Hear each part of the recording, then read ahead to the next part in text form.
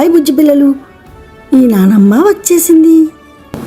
మరి మీరంతా రెడీయేనా? మరి లాస్ట్ వీడియోలో మీరు చూసింది గుర్తుందా పిల్లలు?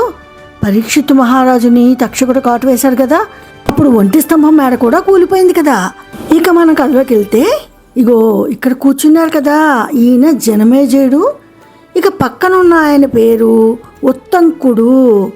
ఈయన ఒక ఋషి అన్నమాట.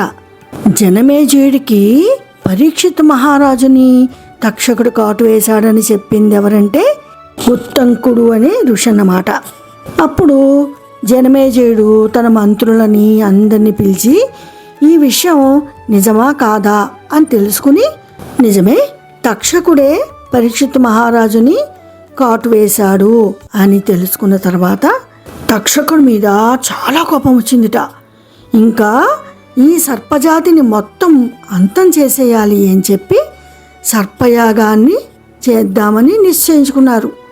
సర్పయాగం అంటే మునులతోటి మంత్రాలతోటి ఒక పెద్ద అగ్నికుండంలా ఉంది చూసారా, అలాగొక యాగంలాగా చేస్తారన్నమాట. సో అందులో మంత్రాల పవర్కి ఎక్కడెక్కడి నుంచో ఉన్న పావులన్నీ వచ్చి ఆ మంటలో పడిపోయి చనిపోతాయి. ఇదన్నమాట. అప్పుడు తక్షకుడికి ఈ విషయం తెలిసిపోయింది. అమ్మో, నేను కూడా వెళ్ళి ఇలాగే ఆ హోమంలో పడిపోతానేమో అని చాలా భయపడిపోయాట.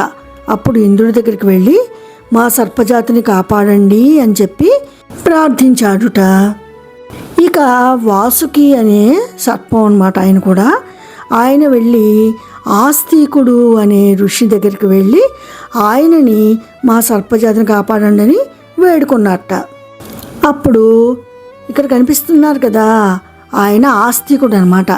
ఆయన వచ్చి జనమేజయుడి దగ్గరికి, మీరు చాలా గొప్ప యాగం చేస్తున్నారు, చాలా బాగుంది మీరు చేస్తున్న యాగం అని పొగిడారన్నమాట.